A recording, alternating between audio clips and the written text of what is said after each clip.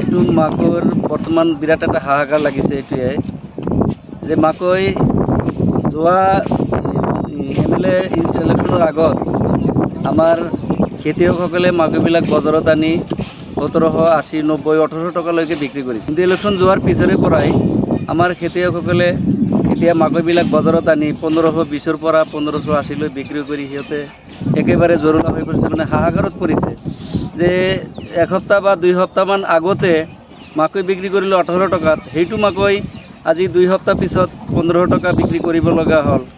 মানে খেতিয়কসকলৰ একেবাৰে হাহাকাৰ হৈছে। সিহঁতে বজাৰত আহি মানে হাবাতুৰি খায়। মোটামুটি মাকৰ কথা মনত পৰিলেই মূৰত হাত যায়।